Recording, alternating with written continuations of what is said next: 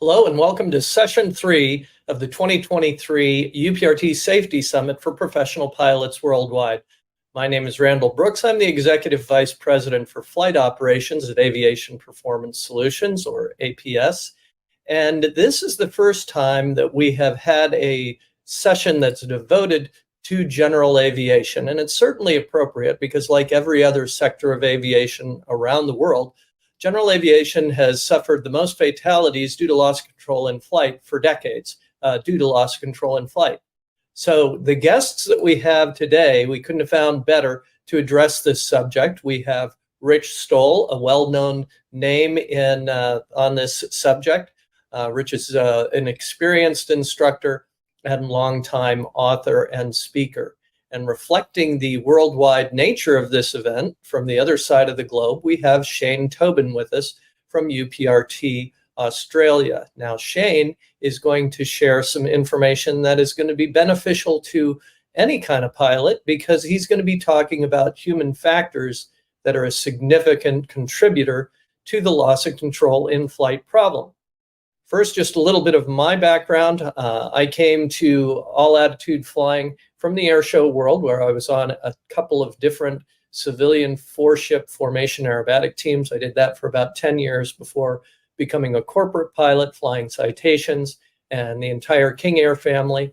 From there, the combination of right side up and upside down experience was useful to Eclipse Aviation, where I taught upset recovery training in the L-39 Albatross for 3 years. And then I tried making a living outside of the cockpit for 3 years with a simulator engineering and manufacturing company, working as a flight test engineer, gathering simulator data and focusing on training concepts. But fundamentally, I am better off as an advanced instructor pilot. I came to APS a little over a decade ago. So before we move on to our introduction of our speakers, I'd like everybody to know that we will have some time for questions and answers at the end of this session. So we hope that if there's something that our speakers touch on that you'd like to hear a little bit more about, that you can ask us that at the end of this session. We'll be going for an hour or perhaps a little bit more, but we do have another session, and the QR code that you see up here, if you want to take a picture of that, is for our Session 4. Now, Session 4 is a combined session. We're going to have 4 different safety management system experts talking about how loss control in flight can be mitigated through upset prevention and recovery training as part of a comprehensive safety management system. But then at the end of that session, we will have some time for questions and answers from previous sessions 1, 2, and 3. So if you have follow-up questions that we aren't able to get to at the end of this session, you can chime in there and we'll see if we can get to those answers. And now it's time to introduce our first speaker for Session 3, Rich Stowell. Now, Rich and I have a little bit of similar backgrounds in that we received engineering degrees and then became flight instructors, with both of us specializing in aerobatics and spins. But that's kind of where the similarity ended, because in 2006, Rich was named the National Flight Instructor of the Year, and his accomplishments haven't stopped since. In 2006, he also created the aerobatic instructor designation for the Master CFI and was designated the country's first Master CFI for aerobatics. In 2014, Rich was the National FAA Safety Team Rep of the Year, and he's a charter and life member of the Society of Aviation and Flight Educators. As a writer, scriptwriter, and host, Rich has written many books and more than 80 articles in various aviation magazines and newsletters. He's scripted or hosted several video series, including for the FAA, and impressively has presented more than 450 aviation-related seminars, webinars, and talks. But I think most importantly, Rich is really an architect of today's modern upset prevention and recovery training, because after capitalizing on NASA research on spin recovery and writing one of his first books on addressing the essential pair emergency spin recovery procedure. In 1996, Rich wrote the book Emergency Maneuver Training, and this seminal work was really one of the first places where all attitude maneuvering concepts were presented in a way that was transferable for pilots of any aircraft. And along with the airplane upset recovery training aid written about the same time, that's what's really led to UPRT today. But Rich has not lost his focus on general aviation. In fact, he's looked for ways to expand it. In 2021, he created the Learn to Turn program, looking at the basic mechanics of flight that are often understood and misunderstood in general aviation and clarifying those, and doing further work in just last year, coming out with the 9 principles of light airplane flying, which anybody who's involved in general aviation flight instruction should read, because there's a lot of great information there. It's truly my privilege and honor to present Mr. Rich Stowell. Thank you for that wonderful introduction. And thank you, APS, for hosting these informative and much-needed safety summits. Welcome, everyone.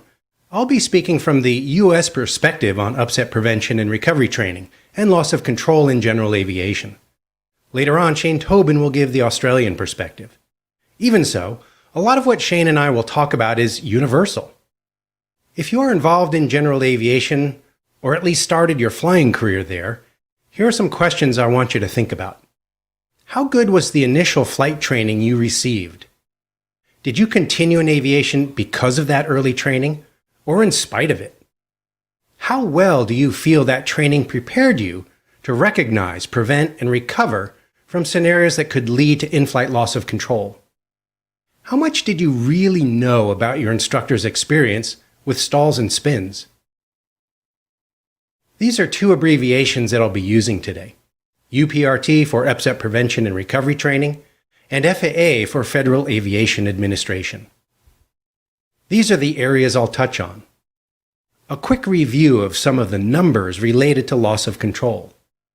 Guidance from the FAA about loss of control and UPRT. A peek into what's required to become a certificated flight instructor. The consequences of current flight training methods. A few common sense recommendations. And an overview of the framework and goals of UPRT. In-flight loss of control was the top fatal accident category during the period 2001 to 2010. And as you can see, not by a little bit either. Fatal loss of control accidents outnumbered fatal controlled flight into train accidents by a ratio of nearly 3 to 1. In fact, the number of fatal loss of control accidents was greater than the number of accidents in the next 5 accident categories combined.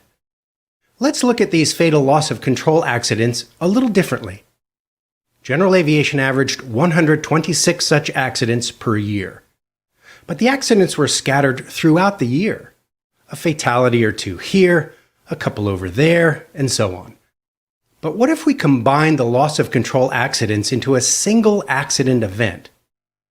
What if all those unfortunate people who would die in that year boarded an airliner, and then the airliner lost control in flight and crashed?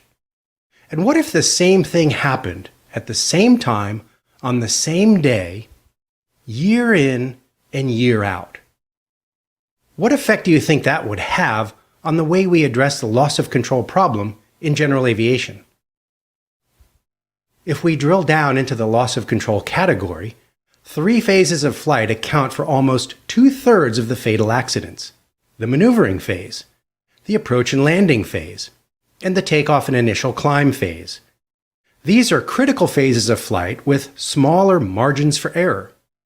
Compared to routine cruise flight, we're operating at higher angles of attack here, often close to the ground, and with multiple opportunities for distraction. Looking at fatal and non-fatal general aviation accidents, close to 80% involved at least one skill-based error by the pilot. And roughly half of the skill-based errors were the first human-caused factor in the accident chain.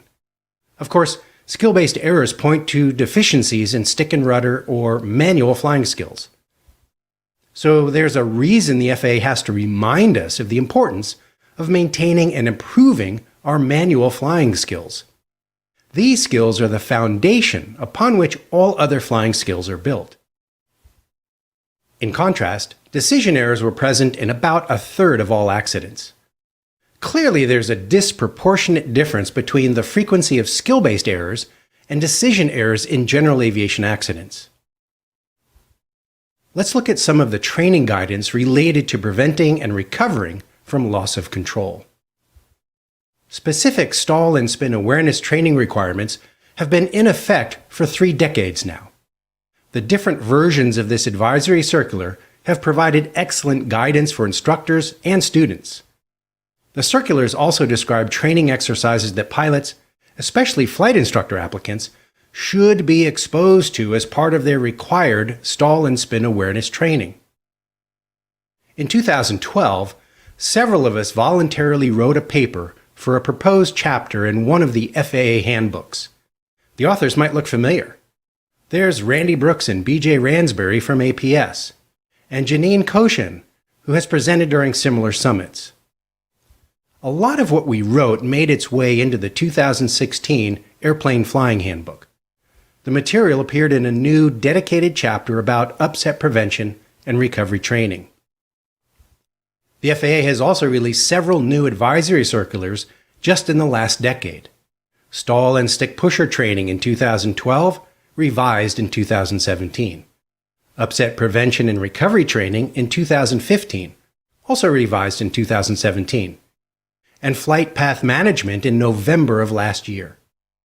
While primarily directed at Part 121 operations, the FAA encourages all air carriers, airplane operators, pilot schools, and training centers to use this guidance. The 2016 Airplane Flying Handbook also added stall, spin, and upset recovery templates. Providers of quality UPRT had been delivering training consistent with these actions years before the FAA included them in its handbook. In my case, I'd been delivering UPRT in the form of emergency maneuver training for nearly 3 decades before the FAA caught up. Look closely at the first step listed in both the stall and the upset recovery templates. Unless the manufacturer recommends otherwise, the first thing you need to do is to disconnect the automation. The rest of the actions in all these templates are stick and rudder actions. In other words, once you are in the recovery part of a stall, spin, or other type of upset, and assuming you have enough altitude and you are in a recoverable airplane, recovery will boil down to one thing: how you move the controls. In other words, your manual flying skills. So why aren't pilots at least being introduced to UPRT concepts during primary training? We are all products of the training we receive. Undertrained and misinformed instructors turn out undertrained and misinformed pilots, who then become undertrained and misinformed instructors themselves, and the cycle repeats. Browse a few aviation forums. Read some of the magazine articles that get published. Listen to the questions asked during safety seminars. The same questions, the same misunderstandings, the same misinformation keeps popping up over and over. Why is that? Again, we're all products of our training. So what does it take to become an FAA certificated flight instructor? The minimum required flight time is 250 hours, or less depending on whether the training is done under Part 61 or Part 141. A spin endorsement is required. More about this in a moment. And there's usually not much in the way of job shadowing or mentoring. As for the spin endorsement, the applicant is required to have demonstrated competence and instructional proficiency in stall awareness, spin entry, spins, and spin recovery procedures. Yet flight line studies and my own experience have shown that instructors as a group have a marginal understanding of stall spin dynamics. They have limited experience with stalls, much less spins. Yet stalls and spins play a significant role in fatal loss of control accidents, and they are key parts of UPRT. Instructors also do not possess the competency or instructional proficiency claimed in their spin endorsements. Sadly, spin endorsements end up being nothing more than participation trophies. And why not? Wasting too much time developing instructional proficiency with stalls and spins might slow the flow of those who are on the fast track to their real aviation careers. Just look at the messaging. This is one advertisement showing the path to becoming an airline pilot. Invest in flight training. Become an instructor. Build loggable hours. Go to the airlines. A prominent aviation organization put it this way: hours in the logbook are the most important commodity. Please don't get me wrong. I'm certainly not against anyone whose dream it is to become an airline pilot. I want professional and non-professional pilots alike to be as successful and as well-trained as possible. What I'm not happy about are spin endorsements that are not taken seriously. I'm also not happy with a process that allows flight instructing to be a time-building waypoint for those who lack the desire or the skill to teach new pilots. The consequences of all this are measurable. The Aircraft Owners and Pilots Association conducted a detailed survey on the general aviation flight training experience. The survey identified 4 broad themes that drive the training experience: educational quality, customer focus, sense of community, and information sharing. Educational quality and customer focus together made up 73%, nearly 3/4 of the training experience. The overall poor quality of instruction was identified as a persistent issue and the weak link in the chain. As a result, 60 to 80% of student pilots gave up and went away. Those who press on and take their initial private pilot check ride currently fail that ride almost half the time. What other industry can hope to grow, much less thrive under these conditions? Add to this those pilots who will go on to needlessly lose control of their airplanes. Okay, so how does this affect the airline industry? According to CAE, more than half of our airline pilots come from small regional flight schools and flying clubs. 1/3 come from airline-focused training academies. And just 15% come from university aviation programs, business aviation, and the military combined. Even pilots graduating from airline-focused academies and university aviation programs are typically undertrained when it comes to stalls, spins, and scenarios that can lead to an upset and loss of control. One exception is the United Aviate Academy, which has embraced a fully integrated UPRT program that includes robust instructor spin training. The exceptions aside, it should come as no surprise that in-flight loss of control in commercial aviation is the #1 cause of fatal accidents, just like it is in general aviation. And that's with pilots on the controls who have reached the highest level of certification available. The first exposure airline transport pilots might have to good UPRT might not happen until they reach the airlines. UPRT might represent totally new learning for these otherwise highly trained pilots. And in some cases, the training might involve unlearning bad habits ingrained early in the pilot's training. Unfortunately, the law of primacy makes it difficult to break these habits. The question is, why do we wait to introduce UPRT until these pilots have over 1,000 hours of flight time? In 2015, the National Transportation Safety Board hosted a forum on in-flight loss of control. I was on the Training Solutions panel. Based on everything I've touched on, I opened my remarks with the following. The status quo in aviation education is unacceptable. My statement still stands 8 years later. What can we do about this? Aside from continuing to beat the drum, here are a few common sense recommendations. First, stop waiting. It's not that hard to expose pilots to UPRT concepts early and often during flight training. Here's a novel idea. Let's follow the guidance and expose pilots to the exercises in the advisory circular on stall and spin awareness training. According to the Manual on Airplane Upset Prevention and Recovery Training, competency represents a combination of the skills, knowledge, and attitudes required to perform a task to the prescribed standard. let's stop kidding ourselves that doing a couple of spin entries in spin-reluctant airplanes makes flight instructor applicants competent to teach spins. Remember, the minimum standard for the spin endorsement is instructional proficiency. For flight instructor applicants out there, earn your spin endorsement by demonstrating real instructional proficiency in spins. While you're at it, get knowledgeable about other elements of UPRT. And let's encourage everyone to put upset prevention and recovery training on their to-do lists sooner rather than later.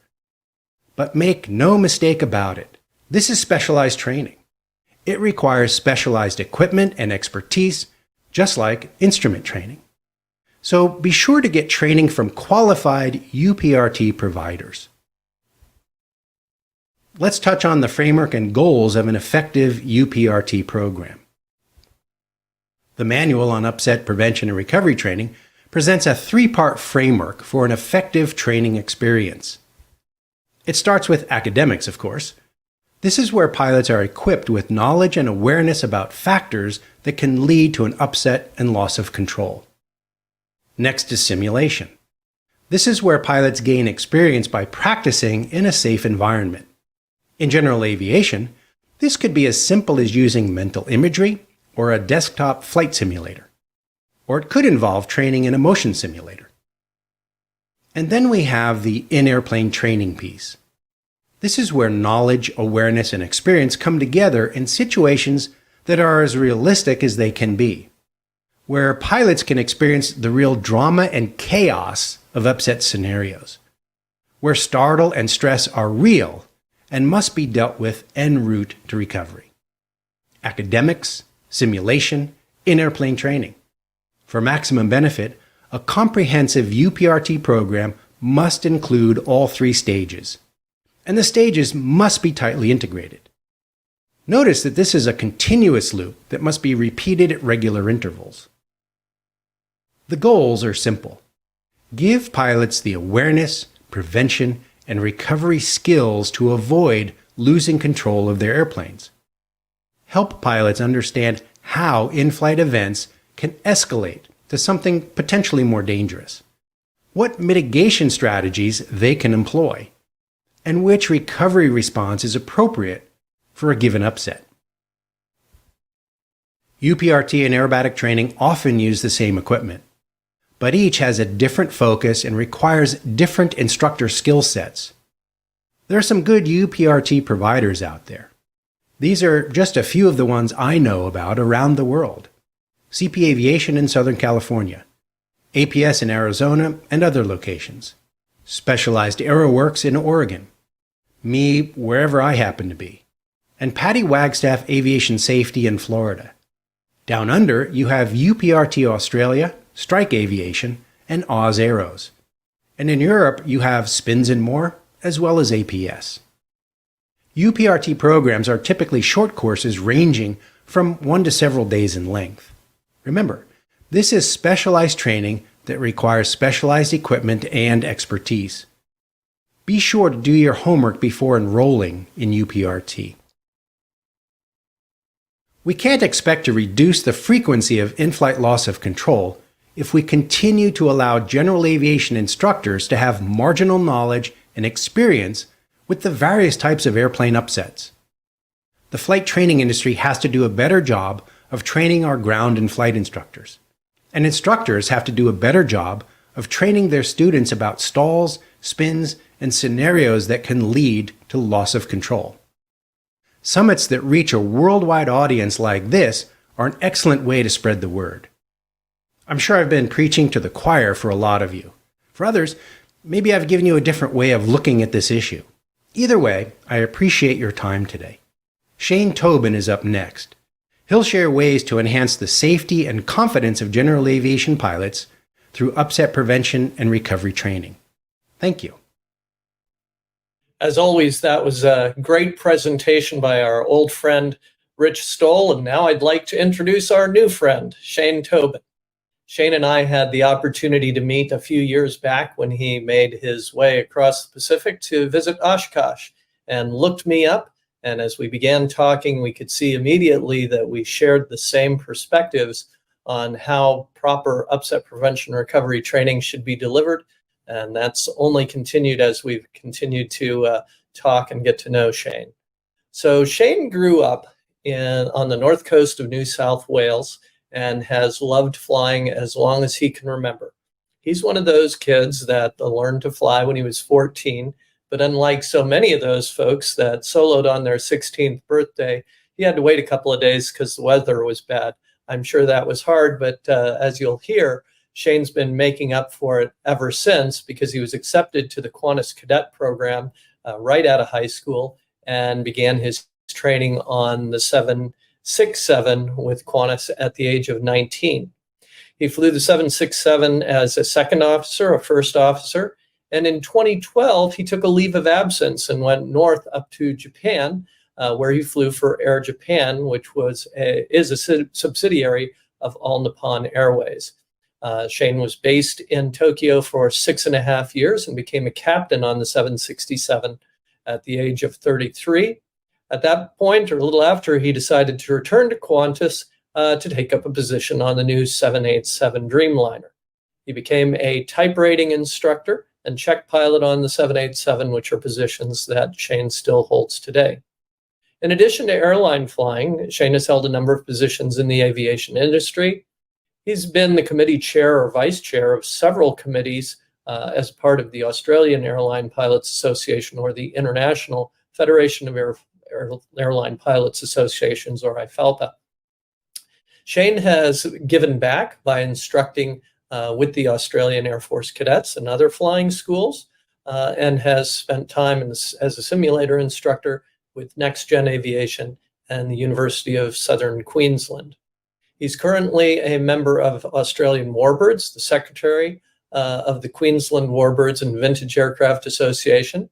On the GA scene, he's a round engine guy who owns a Yak 52 and a Yak 18T and flies them regularly as a part of the Red Radial's Northern chapter.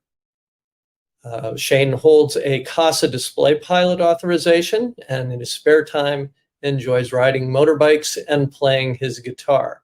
Today, Shane is going to be talking to us about mastering the skies, enhancing safety and confidence for GA pilots through upset prevention and recovery training.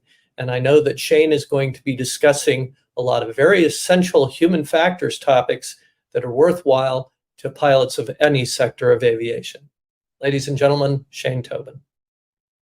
Thank you for that introduction, Randy. And I would also like to thank APS for hosting this important event around the #1 killer in aviation. What a privilege it is to have such a wonderful presentation from Rich as well. Amazing to have his wealth of experience here today. What I'm going to talk about today will be mainly around the hidden benefits of UPRT training. These benefits will assist in the recognition of the precursor events to a potential aircraft upset and will strengthen and improve your all-round operation. So let's get into it. When I started a discussion about UPRT with a lot of general aviation pilots, there's some regular responses that I get. It's not relevant to me. It's only an airline thing. I've never been close to losing control. As we've discovered, it is relevant to general aviation. It's the biggest killer in GA, and Rich showed the stats from the US in his presentation, and I'll show some stats from Australia shortly. It's not just an airline thing. Yes, it's now mandatory for many airlines around the world to conduct UPRT training under the guidance of ICAO Doc 111. But as Rich said previously, where do airlines get their pilots? And again, GA are having loss of control in flight accidents at an unacceptable rate. The last comment pops up a lot. Let's be clear. It is not the fault of the pilots, by the way, that they have a lack of knowledge, nor is it the fault of the instructor who's taught them because they don't know any better. But my response to this comment is, how do you know you have never been close to losing control? When you start the discussions around symptoms of the stall, loss of control in flight scenarios, there is a look on the pilot of realization that they potentially have been a lot closer to an upset than they originally thought. And here's why UPRT is relevant to GA. In Australia, in the last 10 years, we have had 482 loss of control events. That's roughly 1 per week. 65 of those were dual training flights with an experienced instructor on board. 11 of them were in commercial operations, most of them with passengers on board. So what can UPRT do to help achieve a better outcome? Now, this analogy would be familiar to some of you. When I started learning to fly when I was 14, my instructor had the saying of we had 2 buckets, 1 empty bucket of experience and 1 full bucket of luck. The idea is we need to fill the bucket of experience before we empty the bucket of luck. Now, your bucket of experience is so important, and UPRT is an express way of filling that bucket of experience. Now, Rich mentioned the 3 parts of UPRT as recommended by ICAO. You've got academics, simulation, and on-aircraft. What I want to do is talk a little bit about academics. There are some critical parts to the academics that should be discussed in any UPRT course. Now, human factors and non-technical skills often start to get the eyes glazed over when it's brought up. It's a topic that has to be endured in flight school in order to get your exam done so you can go flying. The problem is that understanding human factors is not preparing a pilot properly for the high stress event. We need to understand why we do what we do as a pilot and as a person, and it's critical to helping us survive those high threat scenarios. Aerodynamics is absolutely crucial in any UPRT program. What information that pilot has must be validated and checked, and then expanded to the point where the fundamentals are not in question. Only then can the advanced aerodynamics beyond the critical angle of attack be well understood. The theory component must match with the practical. This means taking what was learned in the classroom and putting it into practice. This is where UPRT is an excellent tool, as it can discuss the human response, the characteristics of a skidding turn stall, for example, and then be experiencing the startle and surprise, the skidding stall, and the recovery techniques immediately after in the aircraft. I mentioned before the human response, and in particular startle and surprise. The brain and the human response to an event is extremely fast and is invisible to the untrained. The startle response occurs in 15 milliseconds. That's nearly 10 times faster than the blink of an eye. This includes heart rate and blood pressure increases, sweat gland secretion, and adrenaline release. Now, it takes about half a second for us to start using our upper level thought processes from our prefrontal cortex and to start working out what is actually happening. Now, while we think that half a second is fast, it's an eternity in comparison to the initial part of the startle response. Gone unchecked, and if the threat, in this case a potential loss of control or an aircraft upset, this can within a few seconds lead to what we call amygdala hijack. The amygdala sits at the base of the brain near the top of the spinal cord and is the part of our primitive brain that launches the startle and surprise response. It looks at an event that has predetermined response based on whether it recognizes an event as good and no threat, or bad or unknown. The problem is that bad and unknown are lumped together by the amygdala. This means that if it doesn't recognize the event, say for example, aircraft characteristics because you've stalled the aircraft, it will continue to ramp up the fight, flight, freeze, or sympathetic nervous system response. And it will ramp it to a point where we can actually get total cognitive lock. Our brain's ability to think and act rationally and appropriately ceases. So as part of UPRT, you should learn that understanding and controlling this response is critical if you are going to be in the fight when we get to the point of a potential loss of control in flight scenario. Putting that theoretical knowledge into practice is also important in UPRT. Using a very generic VN or VG diagram like this one here as an example, most pilots will be able to name and identify the stall speed or VS, VNE, and perhaps VNO. But building the picture around these speeds and what they actually mean both in normal flight and aircraft recovery regimes takes a little bit more time.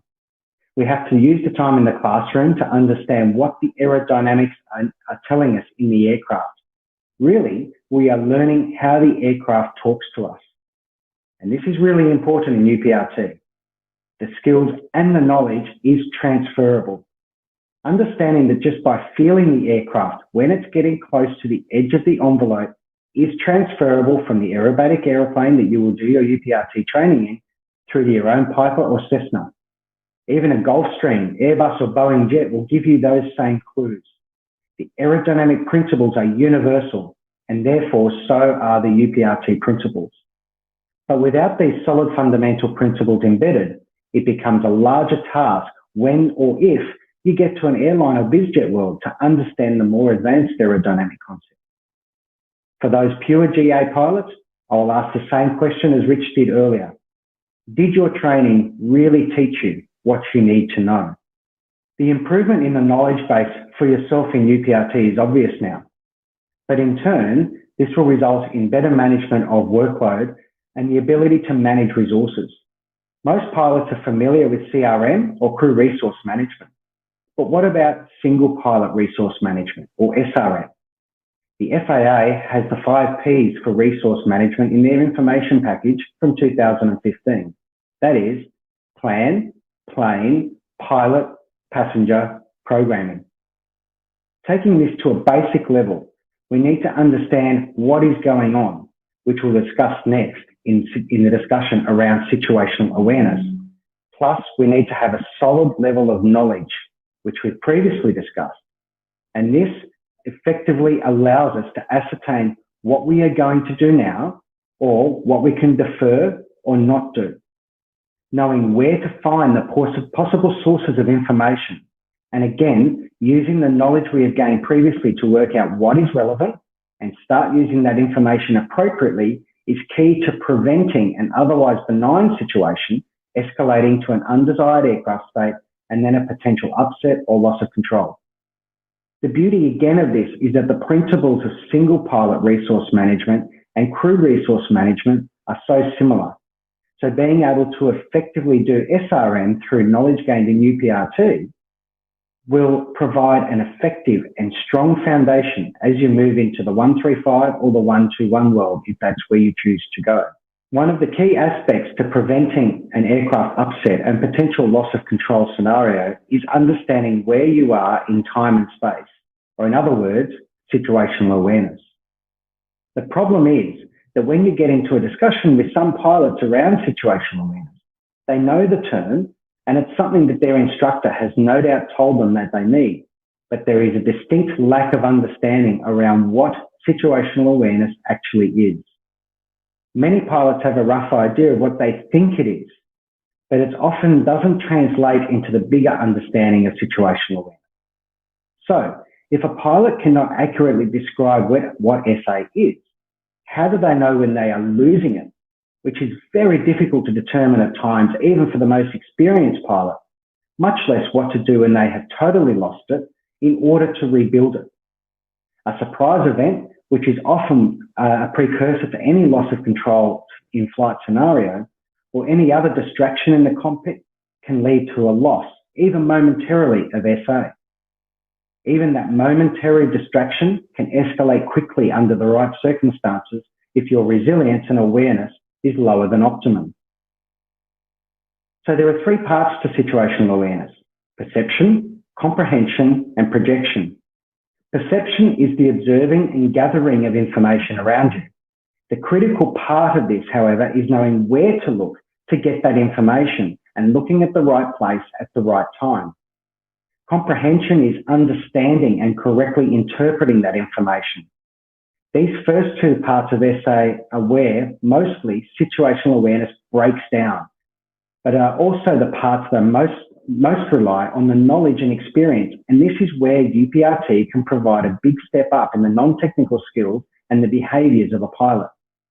The final step of projection is the ability to look forward as to how the situation is likely to turn out.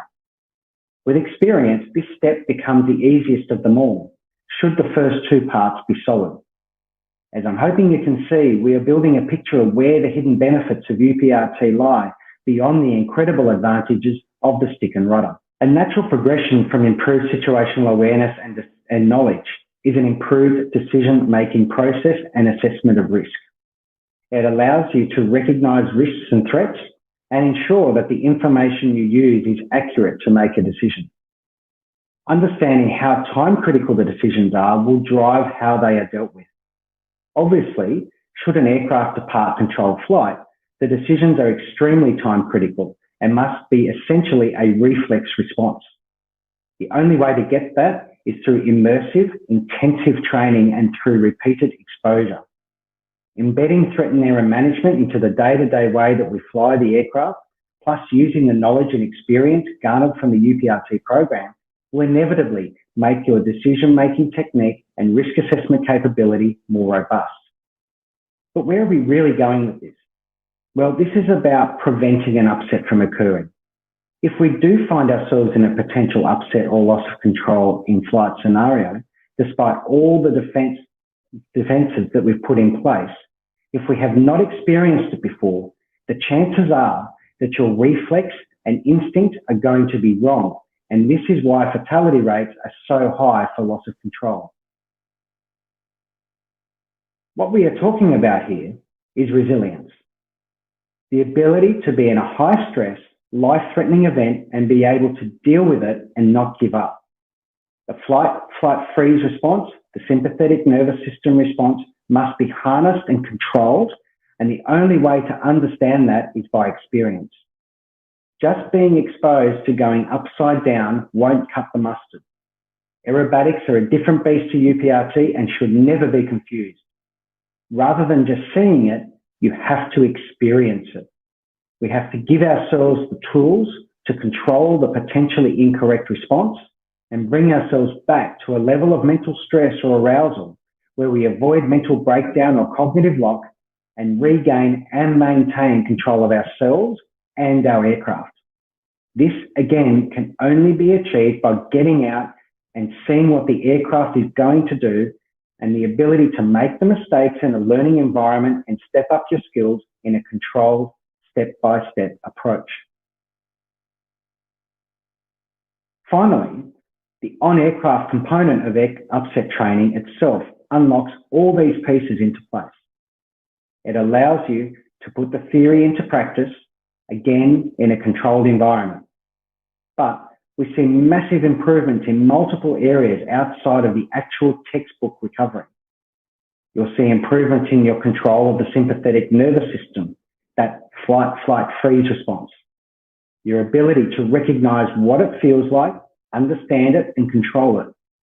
There is obvious improvement in the general stick and rudder skills, improvements in aircraft and energy awareness, and the awareness of where you are inside your operational envelope and what the aircraft can and can't do for you, depending upon where you are in time and space. Improvements in decision-making, both time-critical and non-time critical. All of these skills can be used and translated across your whole operation and throughout your whole career. So as you can see, there are so many benefits just outside the obvious life-saving skills within a well-designed UPRT program. We need to make sure that the foundations are solid, both in knowledge and aircraft handling skills. The knowledge gained in UPRT is above the minimum competency, which, to be honest, is all that is needed to get your license and all that you are tested for. We build resilience, a mental fortitude that will allow you to rise to the occasion and make those inputs and decisions when they matter the most. I would like to thank APS again for the opportunity to talk to you today, and I trust that you have got something useful out of the talks from Rich and I, and hopefully I've shed some light on the ways that UPRT can help you master the skies. Back to you, Randy.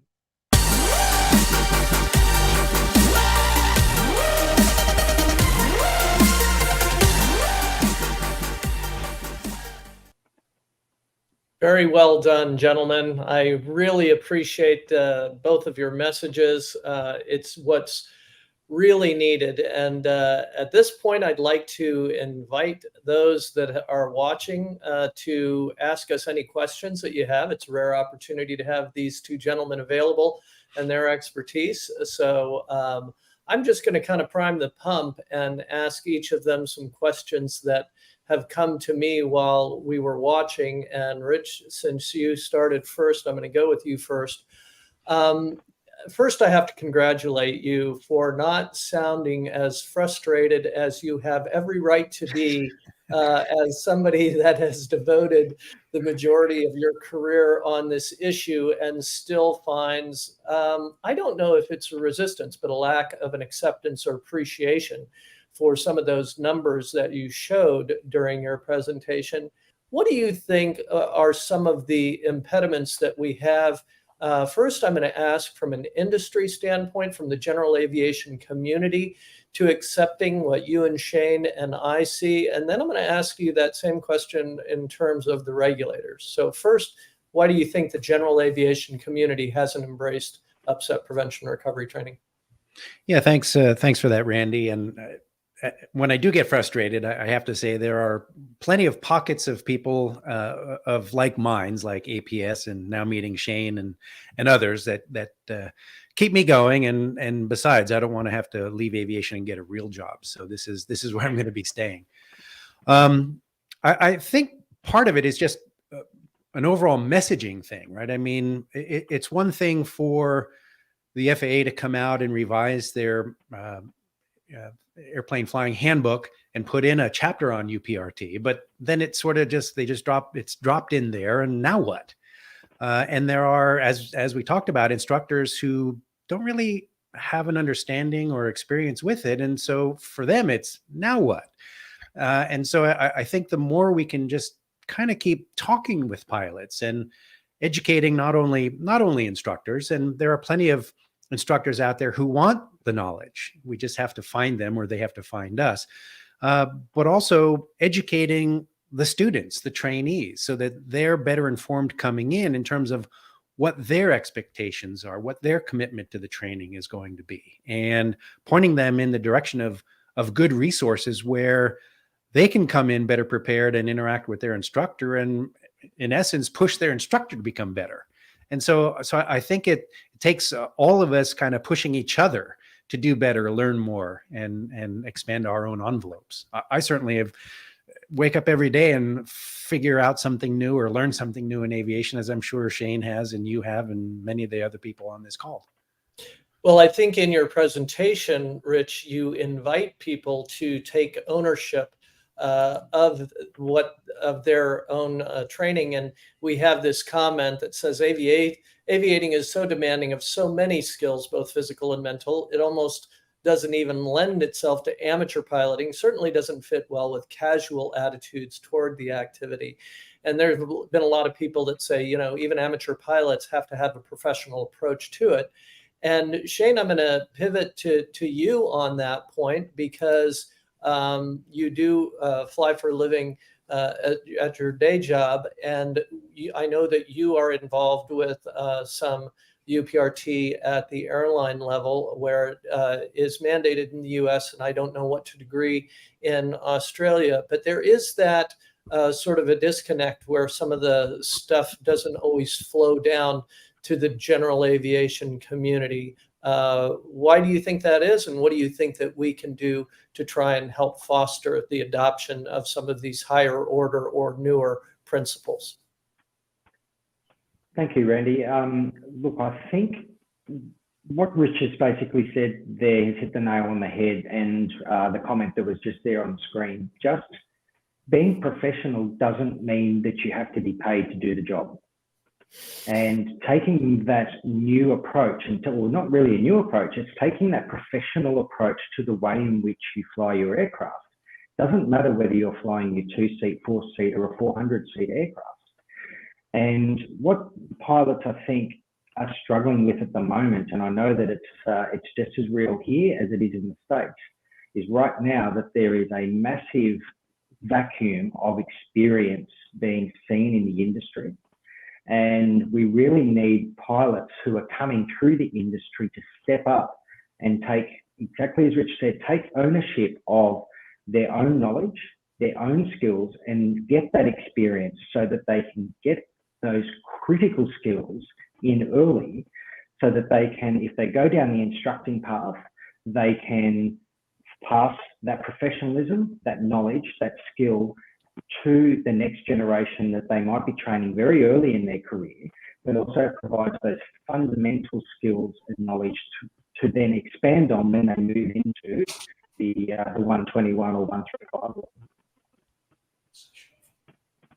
I want to let everybody know that session 4 is going to be starting in just a few minutes, and so we'll probably be pivoting to that. But we have time for just a couple of more questions or more. I thank you for that answer, Shane, and I'll just reach out to somebody that just weighed in. I think it's a name that we're all familiar with, Mark Greenfield from Ultimate High over in the United Kingdom. Thanks for joining us. And I'm going to go back to Rich with a comment that we have from Tom Rogers. He's going someplace where I was going to go. I liked your answer before, Rich, where you said, you know, for all of the people that don't adopt things, there are like-minded people that are trying to move the ball forward. And I told you earlier I was going to ask you in regards to regulators, and I know you knew that too. We worked together on, one section that you referred to earlier. And the question that we had, let me go up and get the right one here. With your interactions with the FAA writing sections of the handbook, do you sense any movement within the FAA to require more of CFIs or to create a standard certified UPRT instructor, or even to include some of it in the PPL or the commercial pilot courses? I'm really interested in your thoughts, Rich, and then I'll follow up with a few of my own. Sure. Thank you, Randy. As far as the FAA level, I'm not sensing any movement in terms of updating or changing, say, spin endorsement requirements or UPRT educational requirements or practical experience. So I really think it needs to be a grassroots level, right? All of those of us who understand UPRT, see the results, see the benefits, really just need to keep doing what we do, find more people like us, and change the industry basically from the bottom up.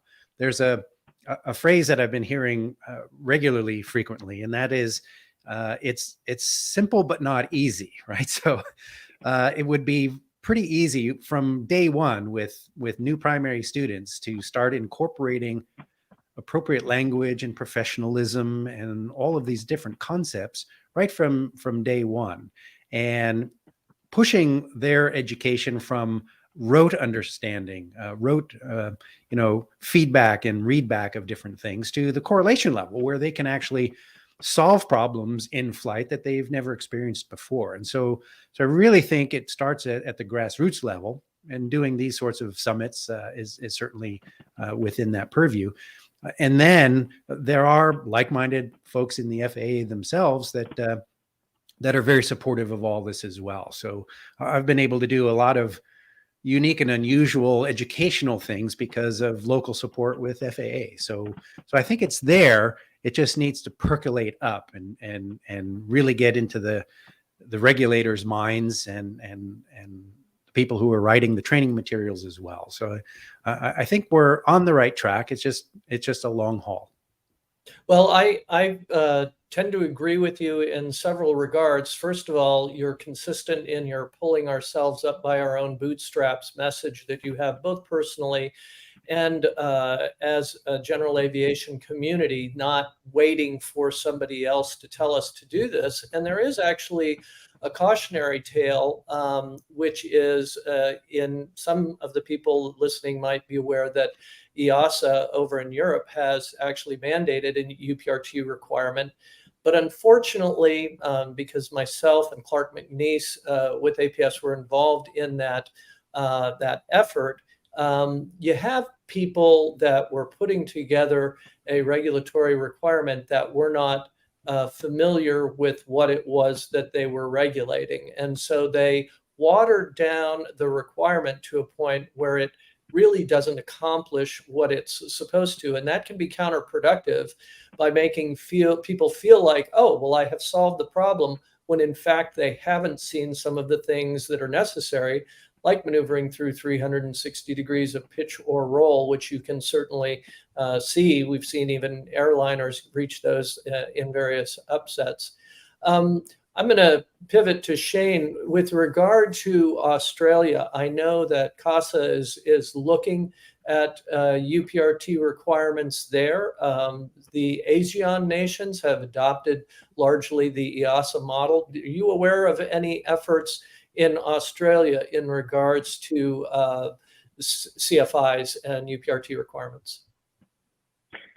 So Randy, we are currently talking to the regulator about that. However, there's the big problem here is really getting the appropriate experience of the instructors who can teach this. And again, it's dispelling the myths around UPRT, and there is still a lot of misunderstanding around what UPRT is. People thinking that it is aerobatics, it's just going upside down, it's a few stalls, some unusual attitudes, which is currently in the manual of standards for the private license, the commercial license here.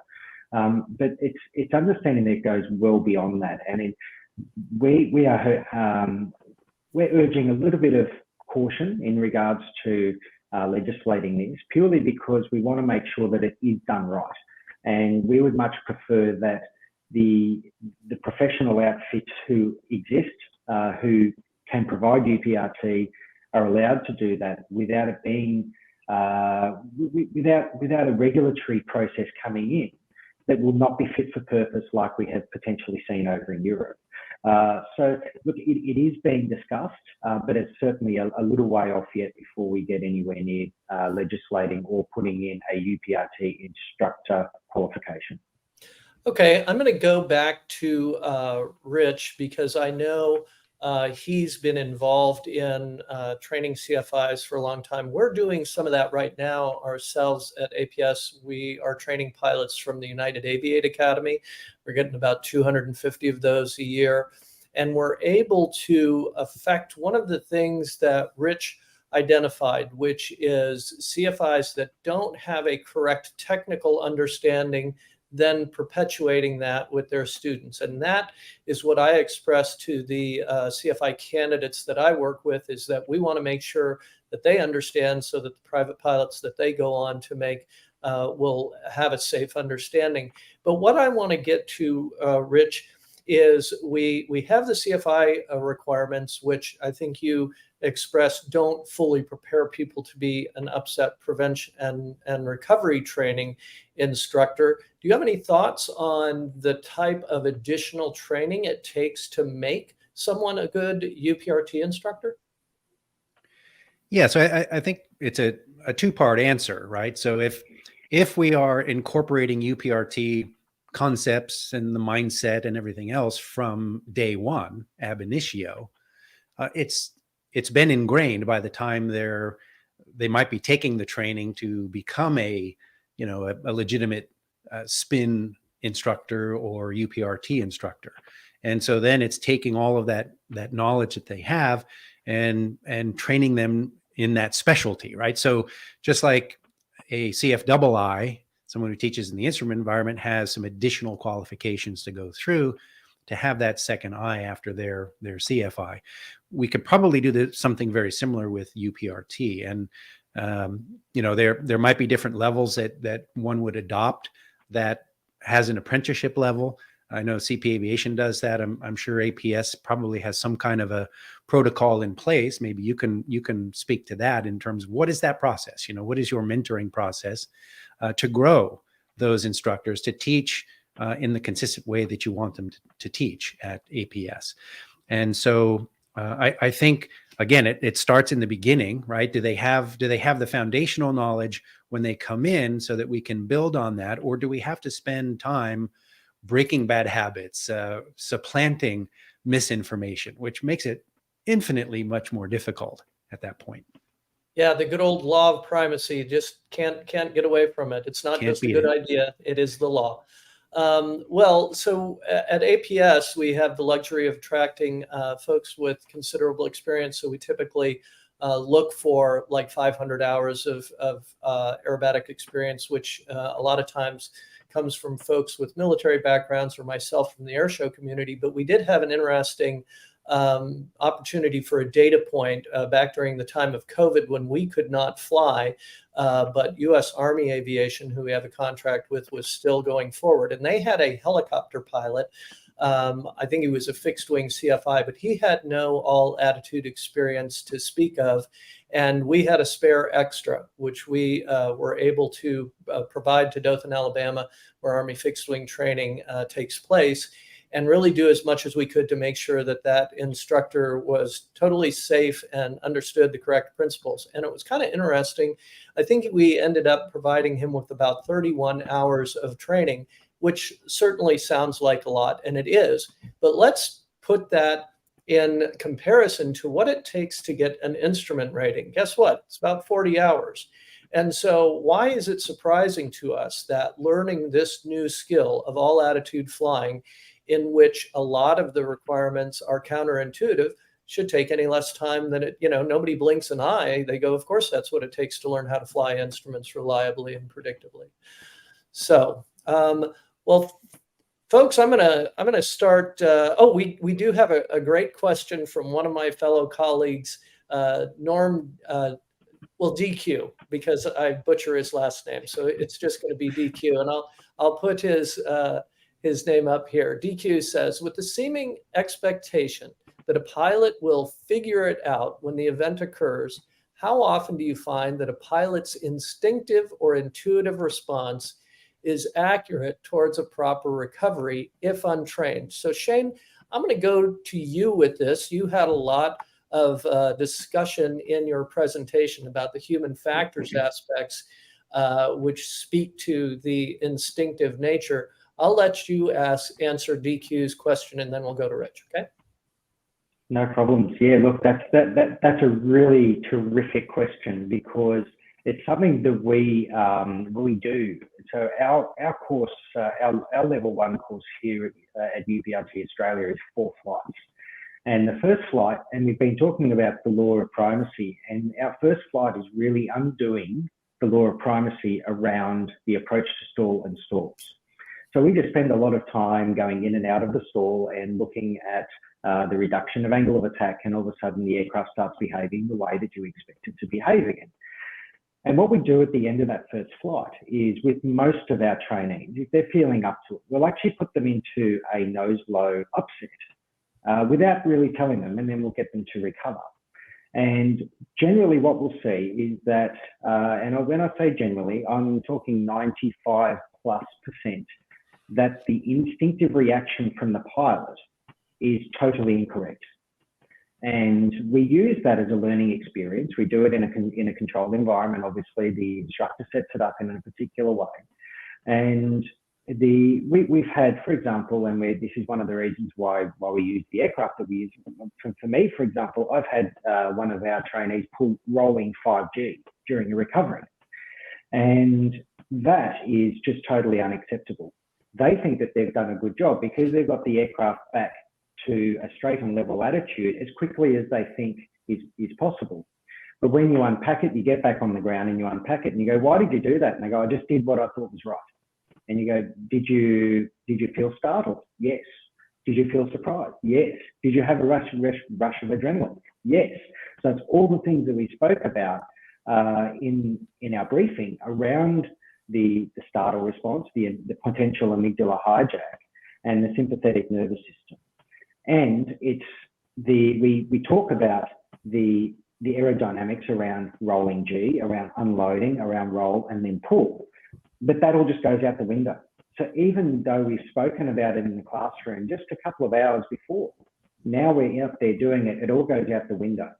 So if they've had that little bit of training and it's still incorrect, it's very obvious that when they have no training, it is absolutely going to be incorrect. And this is one of the reasons why loss of control has such a high fatality rate.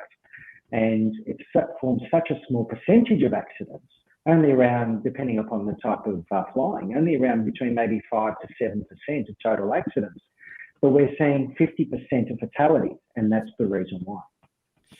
Well, Rich, with all of your vast experience, I know you've seen something that DQ is pointing to here.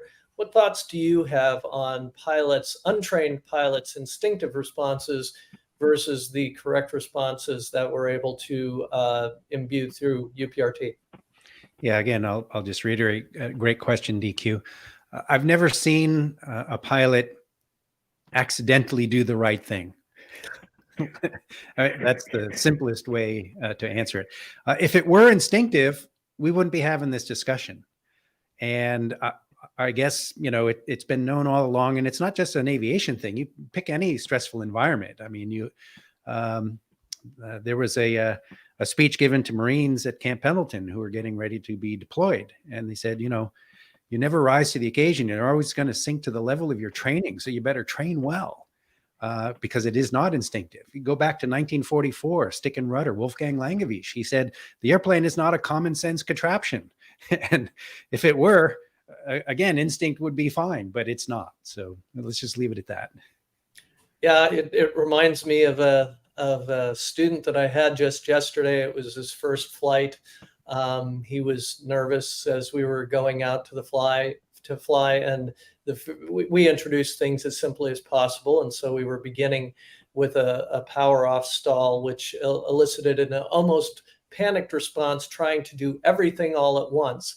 And I had this interesting thought, which is, well, that's good. That isn't right. That means we have an opportunity for a lot of improvement with this gentleman. He's finishing his second and third flights with us today. And I know that he's gonna leave with an entirely new, wholesome set of appropriate responses for in the upset domain. Well, gentlemen, I wanna thank you both for your contribution, both by participating in this event and helping us to increase the awareness that we've identified as one of the opportunities to try and fix this problem in the future, by hopefully at some point down the road reaching a tipping point where more people know what we're talking about than don't. But I also want to thank you both for the ongoing work that you're doing out there with the pilots that you fly with to try and bring the knowledge and skills that are necessary to try and reduce the loss of control and flight threat. I'll just let you guys go if you have any parting comments. Shane? No, Randy, look, I think it's been a great, all three sessions so far have been really informative. And I'd just like to thank you again for the opportunity to be here. We're going to duck now across to session 4. But I think we've done a lot of work, but there's still a lot of work to do. And hopefully we've now got some more people along on the journey with us. Very good. Rich? Training and learning is never done. Thanks for this opportunity, and I'll see you in session 4. Very good. And if you had any questions that we didn't get to and you want to join us over there, we'll have our speakers from the other 3 events. So long, everyone.